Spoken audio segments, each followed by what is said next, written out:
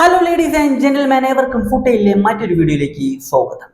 Alejandro Bastoni എന്ന Italian centre back Inter Milan താരം ബാഴ്സലോണയിലേക്ക് എന്ന രീതിയിൽ കുറച്ച് റൂമേഴ്സ് പരന്നിരുന്നു. അതിനെക്കുറിച്ച് അലജാൻഡ്രോ ബസ്റ്റോണി തന്നെ ചില കാര്യങ്ങൾ പറഞ്ഞിട്ടുണ്ട്. എന്താണ് അത് നമുക്ക് നോക്കാം. അതിനു മുമ്പ് നമുക്ക് ചില കാര്യങ്ങൾ കൂടി പറയേണ്ടതുണ്ട്. ഒന്നാമത്തത്, എൻ്റെ ചാനൽ വളരെ ചെറിയൊരു ചാനലാണ്. അപ്പം നിങ്ങളുടെ സപ്പോർട്ടാണ് ഞാൻ പ്രതീക്ഷിക്കുന്നത്. എല്ലാ ദിവസവും ഒരു വീഡിയോ എങ്കിലും വെച്ചിടാൻ ഞാൻ മാക്സിമം ശ്രമിക്കാറുണ്ട്.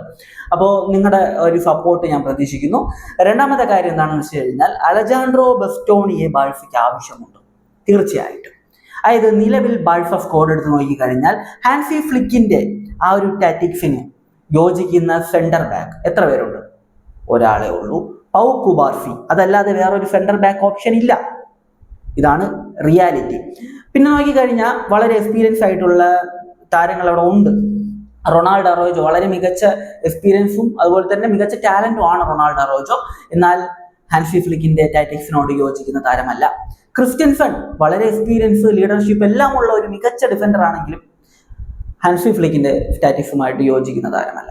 ഇൻഗോ മാർട്ടീനസ് കഴിഞ്ഞ സമ്മറിൽ അപ്രതീക്ഷിതമായിട്ട് ടീം വിട്ടുപോയി.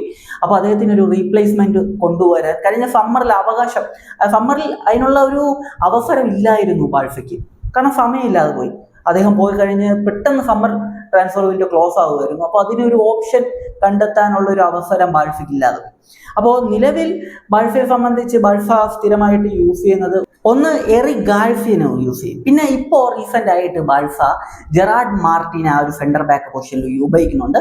എന്നാൽ ജെറാർഡ് മാർട്ടിന് ഓരോ മത്സരം കഴിയുന്തോറും തരത്തിന്റെ ആ ഒരു പെർഫോമൻസിന്റെ ആ ഒരു ലെവൽ ഇൻക്രീസ് ആയി വരുന്നുണ്ട്. വളരെ മികച്ച രീതിയിൽ ഇപ്പോൾ താരം കളിക്കുന്നുണ്ട്. എന്നാൽ താരം ഒരു പ്രോപ്പർ ആയിട്ടുള്ളൊരു ലെഫ്റ്റ് ബാക്കാണ്. അപ്പോൾ താരം ഇപ്പോൾ ഒരു സെന്റർ ബാക്ക് ആയിട്ട് കളിക്കുന്നു എന്ന് മാത്രം. അപ്പോൾ ബാഴ്സ നേരിടുന്ന മറ്റേ രണ്ട് പ്രശ്നം എന്താണെന്ന് വെച്ച് കഴിഞ്ഞാൽ, ഈ രണ്ട് പ്ലേയേഴ്സും, അതായത് ജെറാർഡ് മാർട്ടിൻ ആയാലും ശരി, അതുപോലെ തന്നെ പൗ കുബാർസി ആയാലും ശരി, ഫ്യൂച്ചറിൽ ഓക്കെയാണ്. പക്ഷെ കറന്റ് സിറ്റുവേഷനിൽ ഇവർ രണ്ടുപേരും യങ്സ്റ്റേഴ്സ് ആണ്. അപ്പോൾ ഈ രണ്ട് യങ്സ്റ്റേഴ്സ് സെന്റർ ബാക്ക് പോലെ ഒരു അതിനിർണായകമായ പൊസിഷനിൽ രണ്ട് യങ്സ്റ്റേഴ്സിനെ കളിപ്പിക്കുക എന്ന് പറയുന്നത് മണ്ടത്തരമാണ് സത്യം പറഞ്ഞാൽ. കാരണം എന്താണെന്ന് വെച്ച് കഴിഞ്ഞാൽ, അവിടെ ഒരു ലീഡർഷിപ്പ് ക്വാളിറ്റി ഉള്ള എക്സ്പീരിയൻസ് ആയിട്ടുള്ള ഒരു താരം വേണം. അത് വളരെ ഇമ്പോർട്ടൻ്റ് ആയിട്ടുള്ള കാര്യമാണ്. ഇത് ഹാൻസി ഫ്ലിക്കിനും അറിയാം, ബാഴ്സ മാനേജ്മെന്റിനും അറിയാം. അടുത്ത സമ്മറിൽ തീർച്ചയായിട്ടും ബാഴ്സ ഒരു സെന്റർ ബാക്കിനെ നോക്കും എന്നതിൽ ഒരു സംശയവും വേണ്ട. എന്നാൽ ബാഴ്സയുടെ ആ ഒരു ലിസ്റ്റിലുള്ള ഫസ്റ്റ് പ്രയോറിറ്റിയാണ് ഈ ഒരു അലജാൻഡ്രോ ബസ്റ്റോണി എന്ന ഇറ്റാലിയൻ സെന്റർ ബാക്ക്. അപ്പോൾ താരത്തെ ബാഴ്സയ്ക്ക് എത്തിക്കാൻ കഴിയുമോ എന്നതൊക്കെ പിന്നെ. താരം പറഞ്ഞിട്ടുള്ള കാര്യം ആദ്യം നോക്കാം. എന്താണെന്ന് വെച്ച് കഴിഞ്ഞാൽ, ബാഴ്സയെ പോലൊരു ടീമിൽ നിന്ന് ഇതുപോലത്തെ ഒരു അപ്രോച്ച് തനിക്ക് വന്നിട്ടില്ല. പക്ഷെ അങ്ങനെയുള്ള റൂമേഴ്സ് കേൾക്കുന്നത് ഒരു പ്രധാന കാരണം ഞാൻ എല്ലാം നന്നായിട്ട് ചെയ്യുന്നത് കൊണ്ടാണ്. ഞാൻ അതിൽ വളരെ ഹാപ്പിയാണ്. അതായത്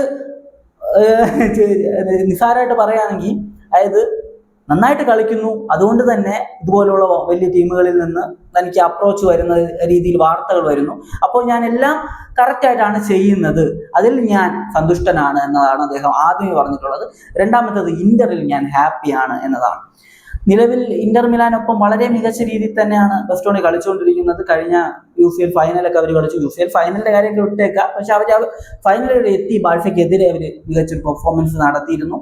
ലാമിൻ യമാലാണല്ലോ ഏറ്റവും മികച്ച യങ്സ്റ്റർ എന്ന രീതിയിൽ വരെ ബസ്റ്റോണി ആ ഒരു പ്രസ് കോൺഫറൻസിലൊക്കെ പറഞ്ഞിരുന്നു കഴിഞ്ഞ കൊല്ലം. അപ്പോൾ 26 വയസ്സാണ് താരത്തിന് പ്രായം. ബാഴ്സയ്ക്ക് താരത്തെ എത്തിക്കാൻ കഴിയുമെന്ന് ചോദിച്ചു കഴിഞ്ഞാൽ, നിലവിൽ അടുത്ത സമ്മറിൽ ബാഴ്സ എന്തായാലും ഒരു സെന്റർ ബാക്കിന് എത്തിക്കും. നിലവിൽ ടീമിലുള്ള സെന്റർ ബാക്കിൽ 1-2 താരങ്ങളെ ബാഴ്സ ഒഴിവാക്കാനുള്ള സാധ്യതകൾ വളരെ വലിയ രീതിയിൽ കാണാൻ കഴിയുന്നുണ്ട്. അപ്പോൾ അതുകൊണ്ട് തന്നെ പോസിബിൾ ആണ്, പറയാൻ പറ്റൂല എന്താണ് സംഭവം. പിന്നെ ബസ്റ്റോണി ഇപ്പോൾ ഹാപ്പിയാണ് എന്ന് അദ്ദേഹം പറയാനുള്ളൊരു കാരണം, ഇതൊരു മിഡ് സീസൺ ആണ്. ഇപ്പോൾ തൻ്റെ ക്ലബ്ബുമായിട്ട് ഒരു പ്രശ്നം വേണ്ടല്ലോ. കാരണം ആ ബാഴ്സയായിട്ട് കോൺട്രാക്ട് വന്നു, ശരി എനിക്ക് ബാഴ്സ ഇപ്പോൾ താല്പര്യമുണ്ട്, ഇഷ്ടമുണ്ടെന്നൊക്കെ പറഞ്ഞു കഴിഞ്ഞാൽ ക്ലബ്ബുമായിട്ടുള്ള ആ ഒരു സിങ്ക്, ആരാധകരായിട്ടുള്ള ആ ഒരു സിങ്കിനൊക്കെ പ്രശ്നമാകും. അപ്പോൾ അത് കണക്ക് കൂട്ടിയിട്ട് തന്നെയാണ് അദ്ദേഹം അങ്ങനെ ഒന്നും പറയാത്തത്. അദ്ദേഹം വളരെ ക്ലിയർ ആയിട്ട് താൻ ഇപ്പോൾ ഹാപ്പിയാണെന്ന രീതിയിൽ പറഞ്ഞങ്ങ് അവസാനിപ്പിച്ചു.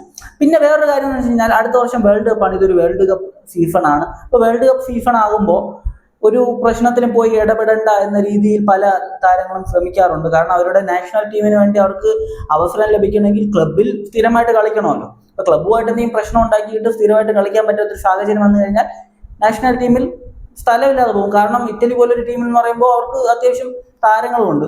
അപ്പൊ അവർക്ക് കളിക്കേണ്ട ഒരു അവസരം കിട്ടാതെ പോയേക്കാം. അപ്പൊ അതുകൊണ്ട് തന്നെ ഇതുപോലൊരു വലിയ ടൂർണമെന്റ് വരുന്നതിന് മുമ്പൊക്കെ നോർമലി താരങ്ങൾ വലിയ രീതിയിലൊന്നും ട്രാൻസ്ഫറിനെ കുറിച്ച് സംസാരിക്കാറില്ല. അത് തന്നെയാണ് ബസ്റ്റോണിയും ചെയ്തിട്ടുള്ളത്. അപ്പോൾ ബസ്റ്റോണിയെ സംബന്ധിച്ച് ഈ ഒരു ട്രാൻസ്ഫർ പോസിബിൾ ആകണമെങ്കിൽ അടുത്ത സമ്മർ ഒക്കെ ആകണം, എന്നാൽ മാത്രമേ ബസ്റ്റോണിയുടെ ഭാഗത്തു നിന്ന് വല്ലതും അപ്രോച്ച് വരത്തുള്ളൂ. ഇറ്റലിയെ സംബന്ധിച്ച് ഇറ്റലി വേൾഡ് കപ്പിന് ക്വാളിഫൈ ചെയ്യാൻ ഏറ്റവും കൂടുതൽ സാധ്യതയുള്ള ആ ഒരു ക്വാളിഫയർ ലിസ്റ്റിൽ വന്നിട്ടുള്ള ടീമുകളിൽ ഏറ്റവും കൂടുതൽ സാധ്യതയുള്ള ടീമാണ് ഇറ്റലി. അപ്പോൾ അതുകൊണ്ട് നമുക്ക് അതൊന്നും പറയാൻ കഴിയത്തില്ല. അപ്പോൾ ഇതാണ് കറന്റ് സിറ്റുവേഷൻ. അപ്പോൾ ബാഴ്സയെ സംബന്ധിച്ച് ബാഴ്സയ്ക്ക് ജെറാർഡ് മാർട്ടിനെ വെച്ചൊരു ഫ്യൂച്ചറൊക്കെ സെറ്റ് ചെയ്യാൻ പറ്റും. പക്ഷെ 1-2 സീസൺ കളിക്കാൻ എന്തായാലും ഒരു സെന്റർ ബാക്കിന് ബാഴ്സയ്ക്ക് അത്യാവശ്യമാണ്. അതും കുറച്ച് എക്സ്പീരിയൻസ് ആയിട്ടുള്ള താരമാണെങ്കിൽ സെറ്റാണ്. മിക്കവാറും ബാഴ്സ ഒരു 30+ ആയിട്ടുള്ള ഒരു സെന്റർ ബാക്കിനെ നോക്കാനുള്ള സാധ്യതയാണ് ഞാൻ കാണുന്നത് ബാഴ്സയുടെ ഫിനാൻഷ്യൽ സിറ്റുവേഷനൊക്കെ വെച്ചിട്ട്. അപ്പോൾ നിങ്ങൾക്ക് ഇതിനെക്കുറിച്ചുള്ള ഒപ്പീനിയൻ എന്താണോ കമന്റ് ബിലോ. നിങ്ങളുടെ സപ്പോർട്ട് ഞാൻ ആദ്യമേ ചോദിച്ചിരുന്നു, അത് കിട്ടുമെന്ന് പ്രതീക്ഷിക്കുന്നു. അപ്പോൾ മറ്റൊരു വീഡിയോ കാണുന്നതായിരിക്കും. ബൈ ബൈ വിത്ത് ഫുട്ബോൾ.